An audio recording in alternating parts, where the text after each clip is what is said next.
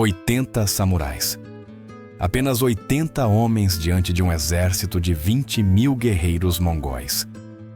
Na ilha de Tsushima, não se decide uma batalha, decide-se a própria existência do Japão. Por que não fugiram enquanto ainda havia uma saída? Por que escolheram ficar sabendo que a morte era certa?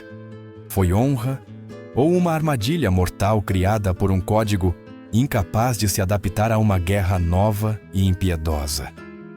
Mas há uma pergunta ainda mais inquietante. Se o chamado vento divino não tivesse chegado, o Japão teria desaparecido séculos antes de existir como nação?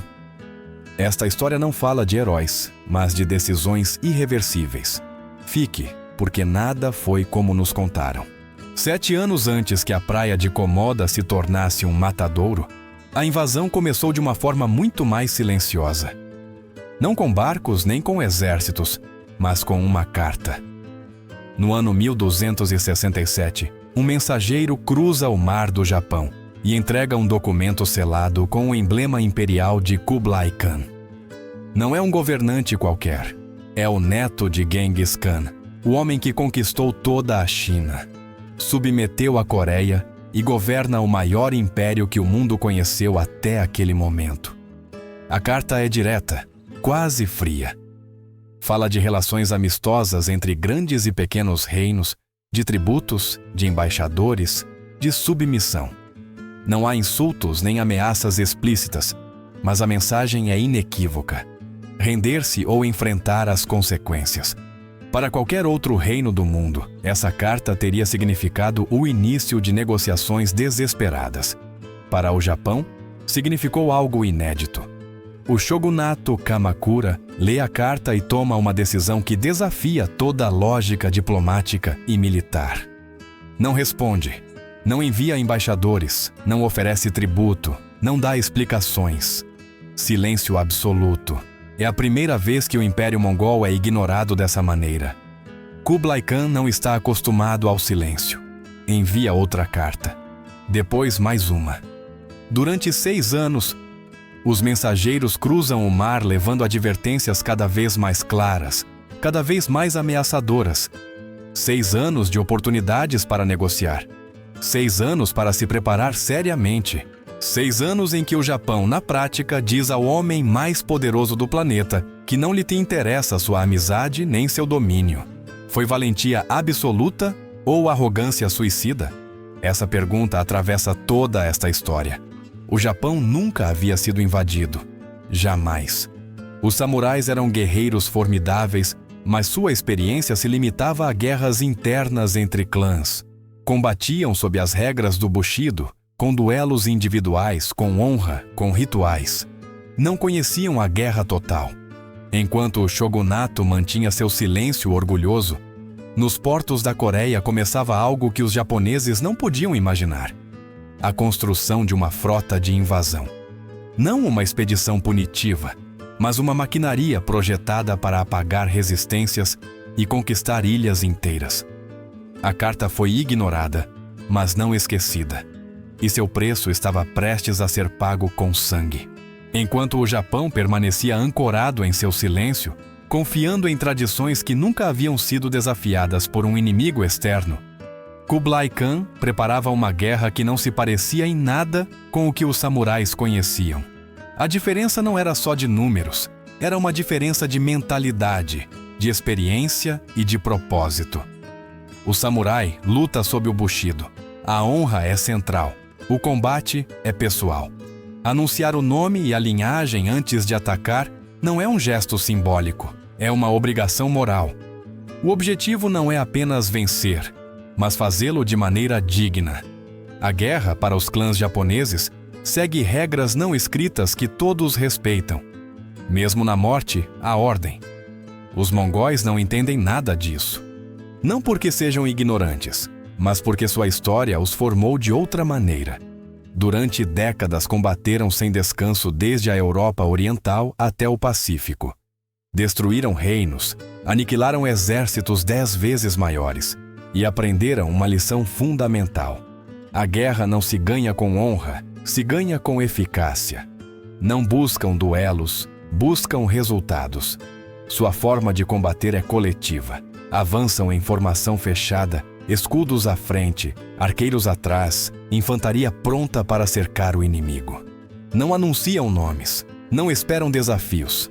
Atacam em grupo, de todos os ângulos, até que o oponente pare de se mover. Para um samurai, isso não é apenas brutalidade, é incompreensível. Mas há algo ainda mais aterrorizante. Os mongóis trazem armas que o Japão jamais viu.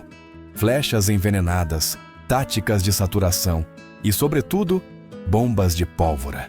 Esferas de ferro cheias de explosivos que são lançadas com catapultas das naves.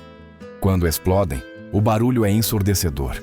Os fragmentos de metal voam em todas as direções, dilacerando carne e osso. O impacto psicológico é devastador.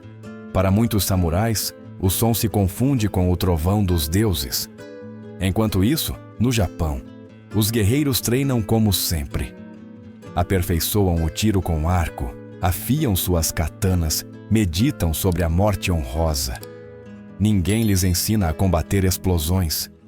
Ninguém lhes explica como enfrentar um inimigo que não se detém diante do medo nem da tradição. O Bushido, que durante séculos foi uma fortaleza moral, está prestes a se tornar uma desvantagem mortal. Duas formas de guerra estão prestes a colidir. Uma baseada na honra individual, a outra na destruição sistemática. E quando finalmente se encontrarem na praia de Komoda, uma delas demonstrará ser completamente insuficiente.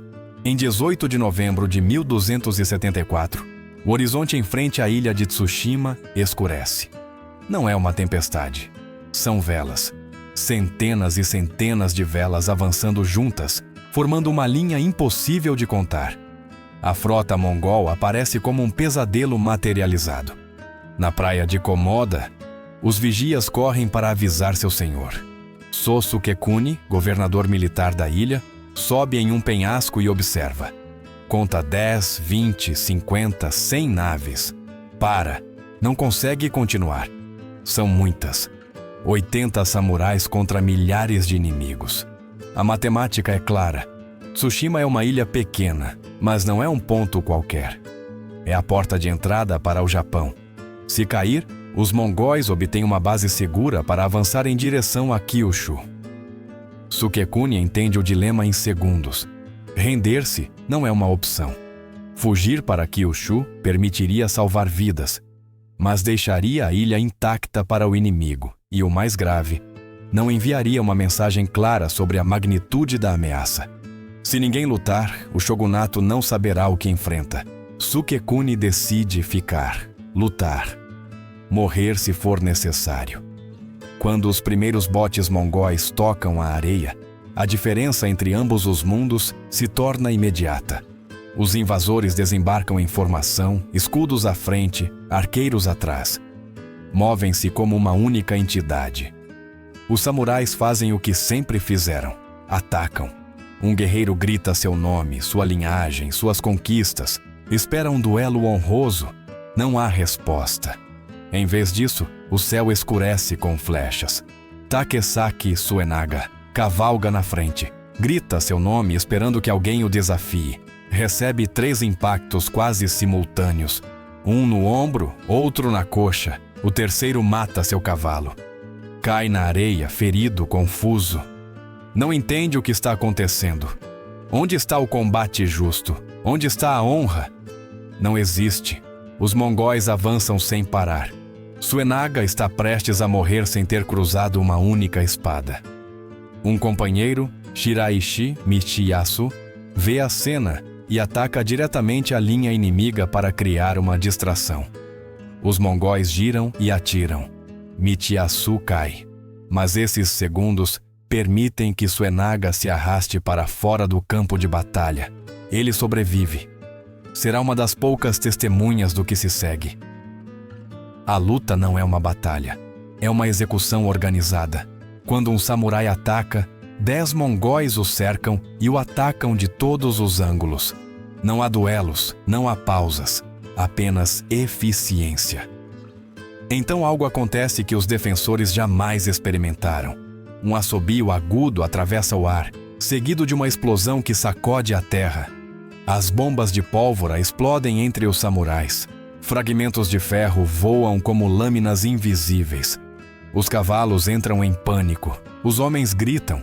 Alguns acreditam que é magia, outros que é o trovão dos deuses. É tecnologia e marca uma diferença insuperável. Sukekuni observa seus homens caírem um por um. A formação mongol avança como uma maré. Existe uma tradição samurai quando a derrota é inevitável. O seppuku, o suicídio ritual, morrer com dignidade antes de ser capturado. Sukekuni não escolhe moçá-lo isso. Pega sua katana e ataca o centro do inimigo. Os homens que restam o seguem. 23 samurais em uma última carga desesperada. Nenhum sobrevive. A batalha de Komoda dura menos de 3 horas. 80 samurais mortos. As baixas mongóis são mínimas. Para os invasores não foi uma grande batalha, foi um aquecimento. Com a praia segura, desembarcam o restante da força. 20.000 guerreiros pisam em solo japonês pela primeira vez na história. Tsushima cai em questão de dias. Os mongóis se dividem, avançam para as vilas, os templos, os arrozais. Não apenas conquistam, ficam, estabelecem fortificações, capturam civis, aplicam uma tática que aperfeiçoaram durante décadas. O terror psicológico. Os prisioneiros são mutilados, pendurados nos barcos como advertência. Aqueles que olham de longe entendem a mensagem. Resistir significa sofrer. No entanto, antes de morrer, Sukekuni consegue enviar uma mensagem. Um cavaleiro escapa nas primeiras horas do ataque e cruza o estreito em direção a Kyushu. Chega com notícias impossíveis de ignorar. Uma frota imensa, armas que explodem. Tsushima foi varrida do mapa. O Japão, finalmente, entende que não se trata de uma ameaça vazia. É uma invasão total. E isto, apenas, é o começo. Com a praia de Komoda assegurada e os últimos defensores mortos, a invasão entra em sua fase mais sombria. Para os mongóis, a conquista não termina quando o inimigo armado cai. Começa quando o medo se espalha mais rápido que qualquer exército. Tsushima não devia apenas ser ocupada, devia se converter em um exemplo. As forças invasoras se dividem com precisão. Um contingente avança para o interior da ilha em busca de aldeias, templos e qualquer sinal de resistência. Outro assegura a costa e protege os pontos de desembarque. Um terceiro começa a levantar fortificações. Não é uma incursão improvisada, é uma ocupação planejada. Os tambores de guerra ressoam nas colinas e a fumaça das fogueiras inimigas se eleva como um sinal constante de domínio. Os habitantes de Tsushima entendem rápido o que aconteceu. Os 80 samurais não retornarão. Algumas famílias fogem para florestas e cavernas. Outras tentam escapar em pequenas embarcações rumo a Kyushu. Muitos não conseguem. As patrulhas mongóis controlam as águas próximas e capturam aqueles que tentam fugir. E é então que a estratégia muda da força bruta para o terror absoluto. Os mongóis aperfeiçoaram essa tática durante 40 anos de conquistas. Sabem que o próximo objetivo se rende mais rápido quando escuta histórias impossíveis de esquecer. Os prisioneiros não são tratados como simples cativos. São utilizados como mensagens vivas. Civis, mulheres, idosos e sacerdotes são amarrados. Perfura-se as palmas de suas mãos, passam-se cordas pelas feridas e os penduram nos costados dos barcos. Alguns ainda estão vivos quando as naves zarpam lentamente em frente à costa. A mensagem é clara. Isto é o que espera aqueles que resistirem. Outros prisioneiros são decapitados.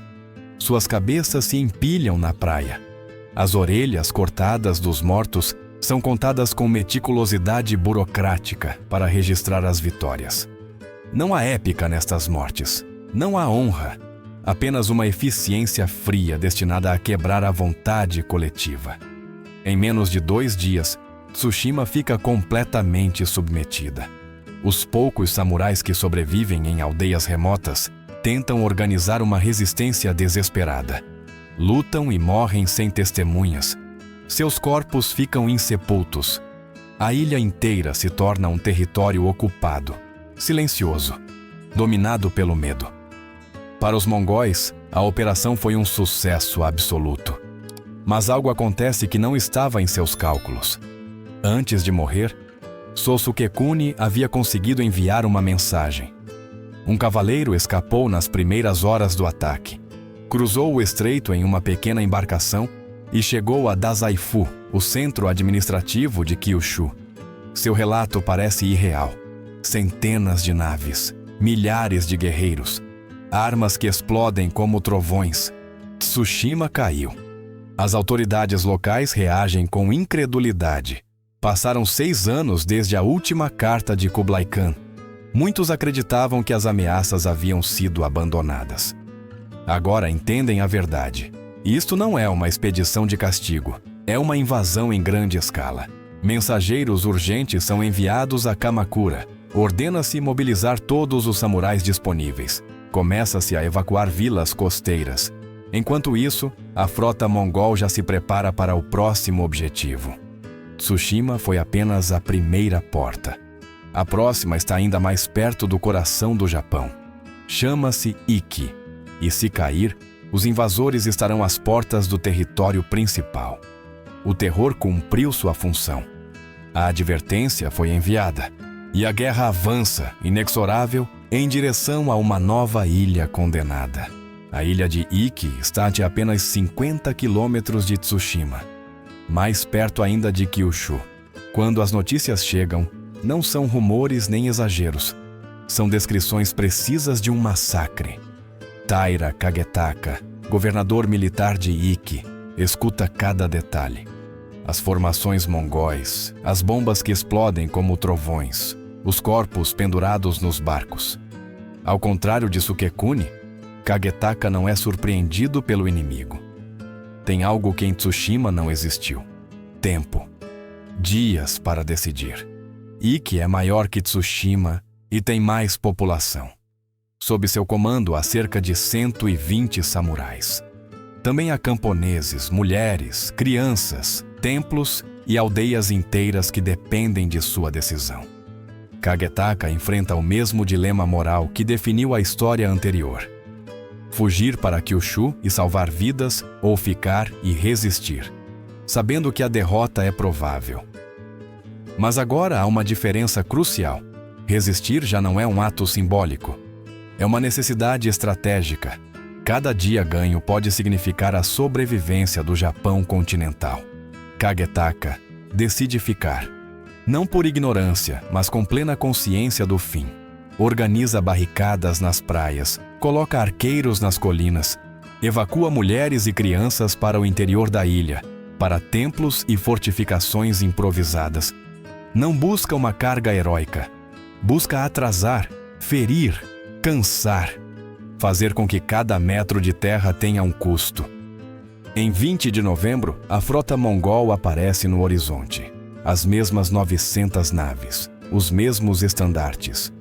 E pendurados nos costados, os corpos de prisioneiros de Tsushima. Kagetaka reconhece alguns rostos, gente que conheceu. O desembarque começa com um bombardeio. As bombas de pólvora caem sobre a costa. A terra treme. Os cavalos fogem. Depois vêm as flechas. Milhares. Escurecem o céu. Depois, a infantaria. Desta vez, os samurais não atacam às cegas. Mantêm-se em posições preparadas. Atacam de flancos, de passos estreitos, de colinas onde os números mongóis contam menos. Durante horas, funciona. Os mongóis tomam a praia, mas quando avançam terra adentro, são emboscados uma e outra vez. Morrem dezenas, talvez centenas. Mas os números não mudam a realidade. São 20.000 contra 120. Os mongóis se adaptam, enviam exploradores, cercam as posições defensivas. Esmagar a resistência se torna uma tarefa metódica. Os samurais passam de 120 para 100, depois para 80, 60, 40. Kagetaka é ferido. Uma flecha no costado, outra na perna. Continua dando ordens enquanto sangra. Reagrupa os sobreviventes em uma pequena fortaleza de madeira no centro da ilha. Não resistirá num cerco, mas talvez aguente até a noite. Os mongóis cercam a fortaleza. Não atacam imediatamente. Esperam. Deixam que o medo cresça. Deixam que os defensores escutem os gritos dos civis capturados. Depois lançam as bombas, uma após outra. A madeira arde, as paredes explodem. Kagetaka sai com seus últimos 20 homens. Não grita seu nome, não busca um duelo. Luta. Mata vários inimigos antes de cair atravessado por uma lança. Ikki cai em um único dia. 120 samurais mortos. Milhares de civis capturados. As mesmas atrocidades se repetem. Mãos perfuradas, cabeças empilhadas, corpos pendurados. 2 ilhas foram varridas em menos de uma semana. Para os mongóis, o caminho está livre. Para o Japão, a advertência é definitiva. A frota parte mais uma vez. O próximo destino já não é uma ilha periférica. É Kyushu, o coração do Japão. E ali, a história está prestes a mudar. Quando a frota mongol abandona Ikki e se dirige a Kyushu, o Japão já não está às cegas. As mensagens chegaram. As histórias são coerentes, repetidas, impossíveis de ignorar. Não se trata de piratas nem de uma expedição limitada. É uma invasão projetada para quebrar o país desde sua primeira linha de defesa. Kyushu é o último limiar antes do território continental. Se cair, não haverá retirada possível. Na região, há cerca de 3.000 samurais disponíveis. É um número insignificante diante dos 20.000 invasores que se aproximam. O Japão não tem um exército nacional unificado. Cada guerreiro responde ao seu clã. Não existe uma doutrina comum para enfrentar uma guerra externa. E, no entanto, desta vez não há alternativa. Adaptar-se ou desaparecer. Em 23 de novembro de 1274, as naves mongóis entram na Baía de Hakata. É o maior desembarque estrangeiro que o Japão já viu. As bombas de pólvora voltam a explodir. As flechas caem em ondas. Os mongóis avançam esperando outro massacre rápido. Mas algo é diferente. Os samurais não atacam.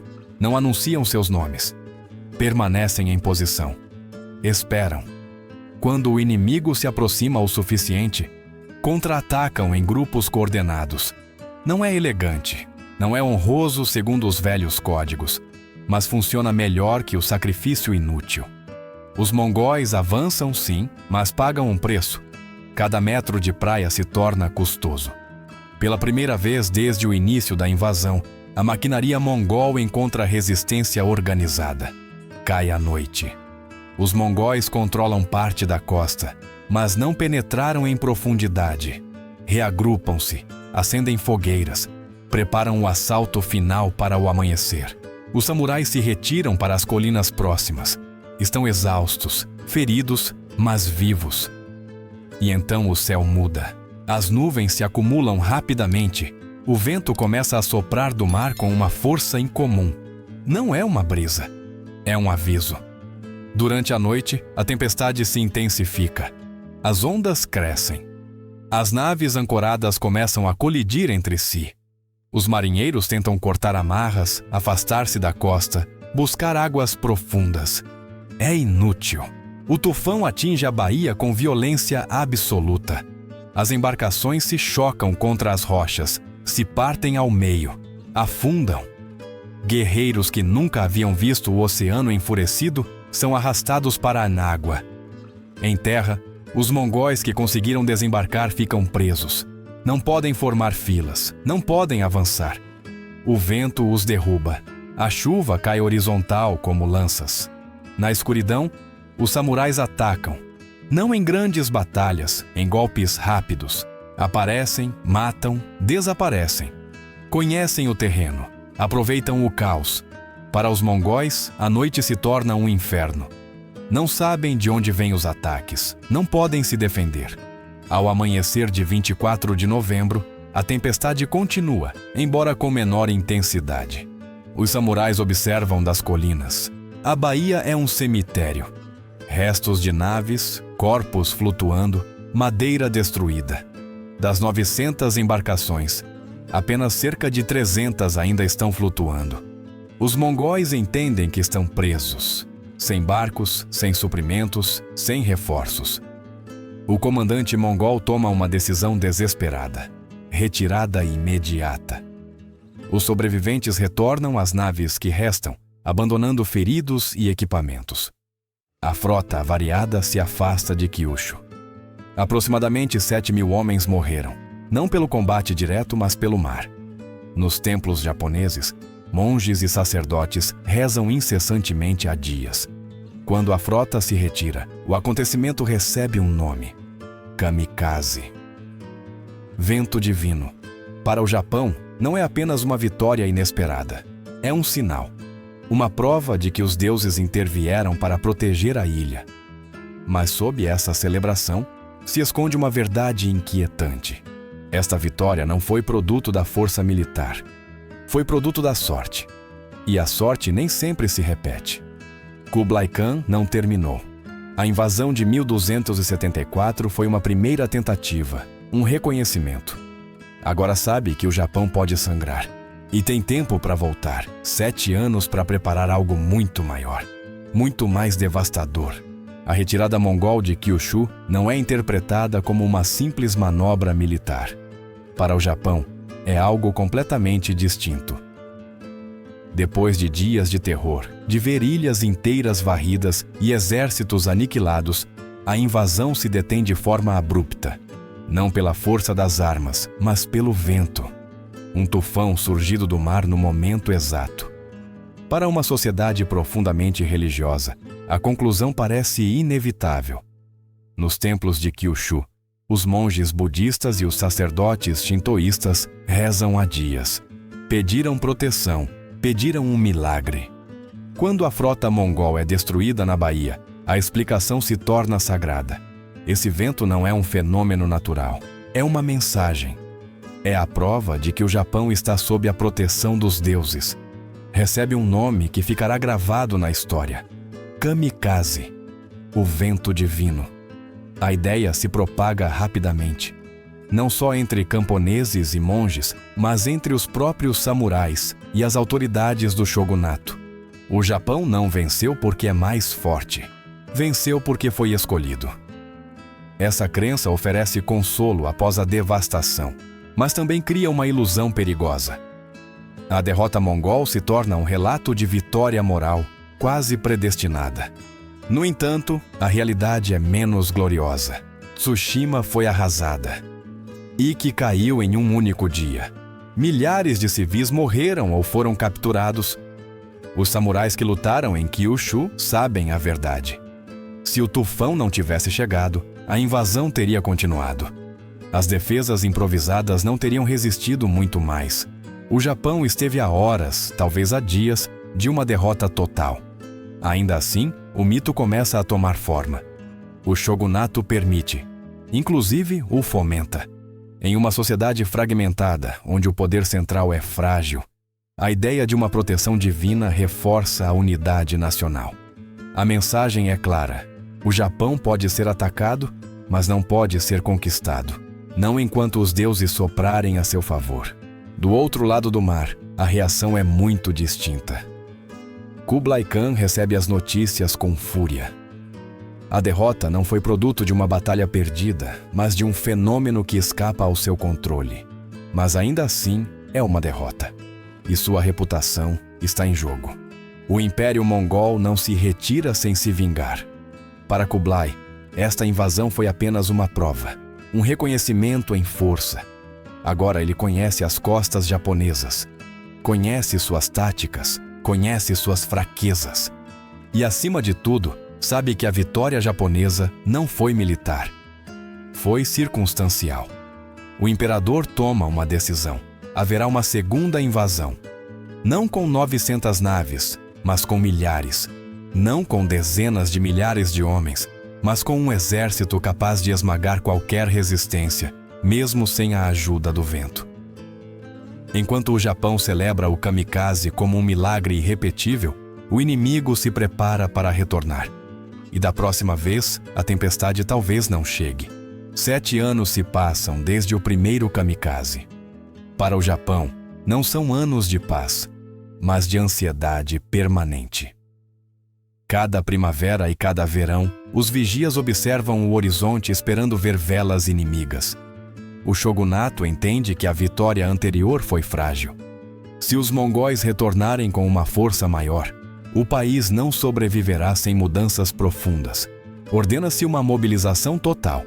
Constroem-se muralhas de pedra ao longo da baía de Hakata. Estruturas contínuas de mais de 2 metros de altura destinadas a impedir um desembarque fácil.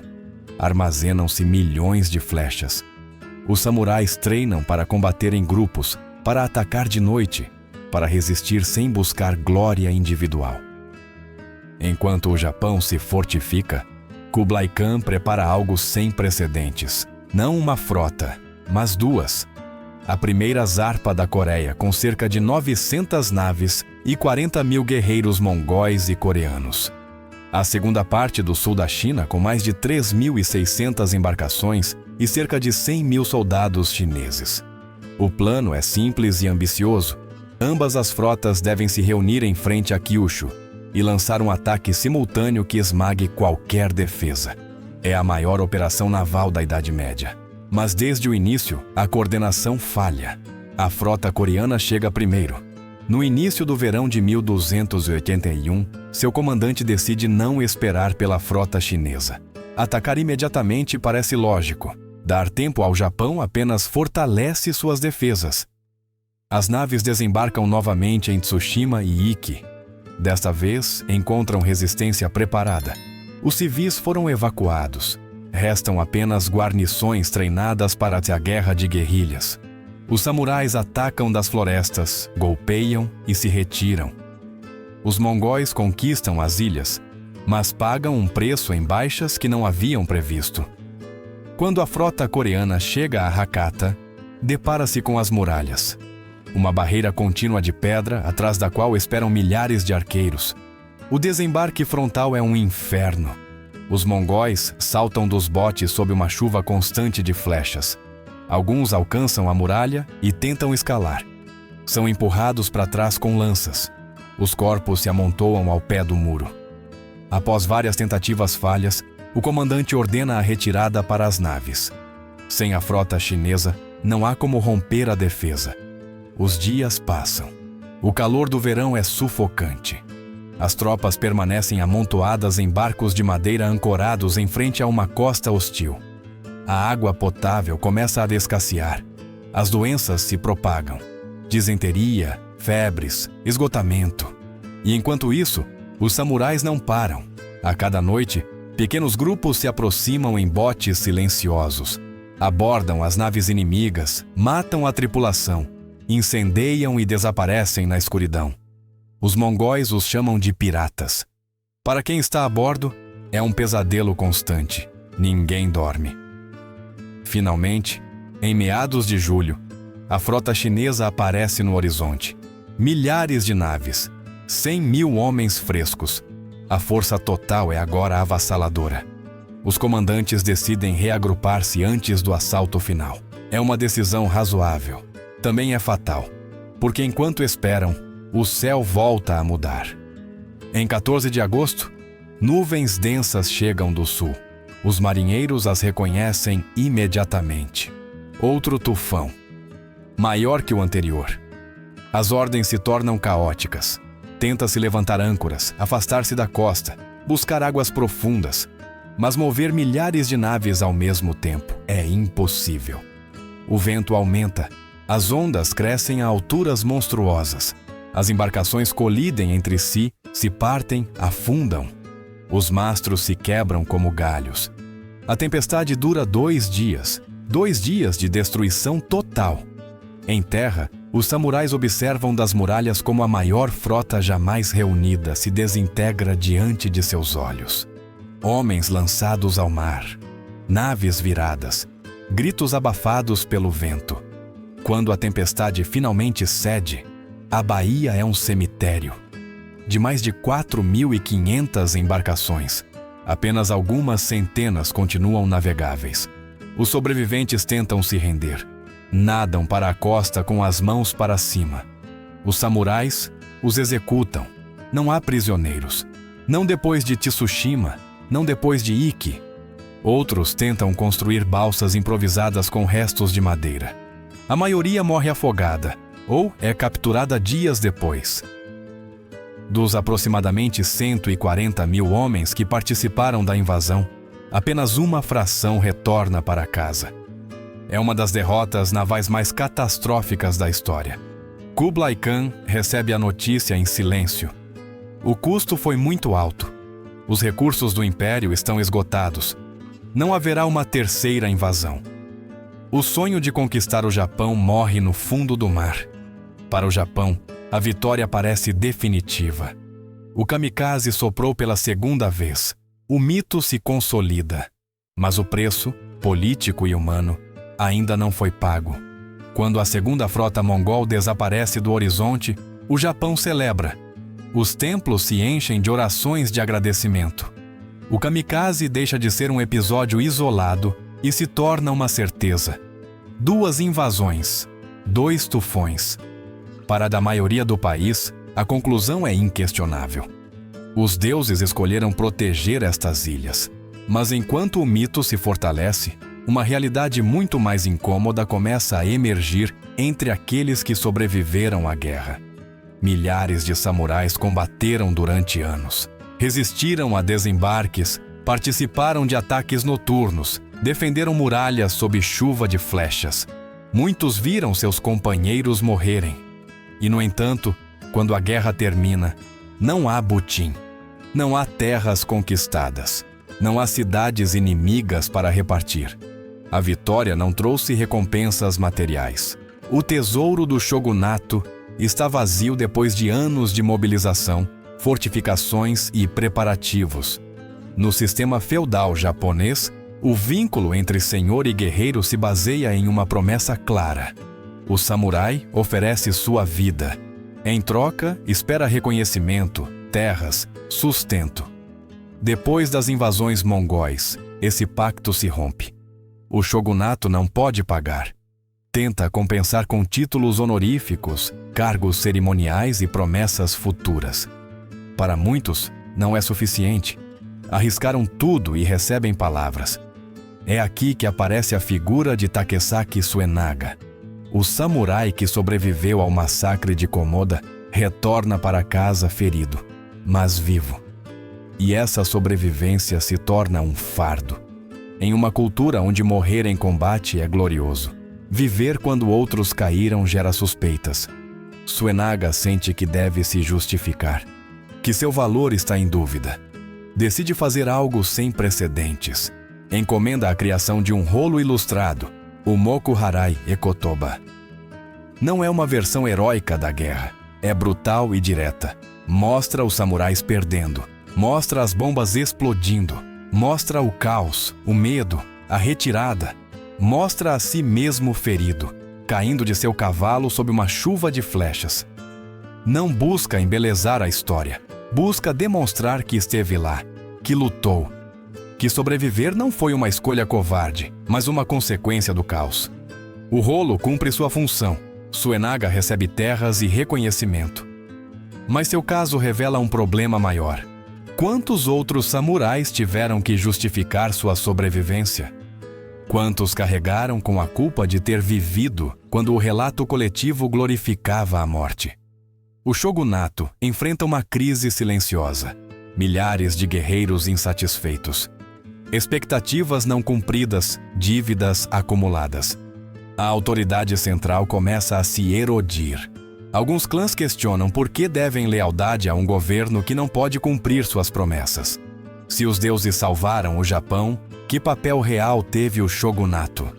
Essa pergunta circula primeiro em voz baixa, depois com mais força. O regente Hojo Tokimune, o homem que dirigiu a defesa, morre jovem. Alguns dizem que por doença, outros que pelo peso do estresse. Dedicou sua vida a se preparar para uma invasão que, no final, foi detida pelo clima. Morre sem saber se será lembrado como um grande líder ou simplesmente como um homem afortunado. As invasões mongóis não fortaleceram o shogunato, o enfraqueceram. Plantaram sementes de descontentamento que crescerão durante décadas. 50 anos depois, o shogunato Kamakura colapsará. Guerra civil. Caos. Uma nova ordem surgirá, mas a estabilidade nunca será a mesma. Enquanto isso, o mito do kamikaze continua crescendo. Para o povo, é uma história de proteção divina. Para os governantes, é uma ferramenta política. Para os guerreiros que sobreviveram, é um lembrete incômodo de uma verdade que poucos querem aceitar. O Japão foi salvo pelo vento. E isso deixou muitos homens se perguntando se seu sacrifício realmente importou.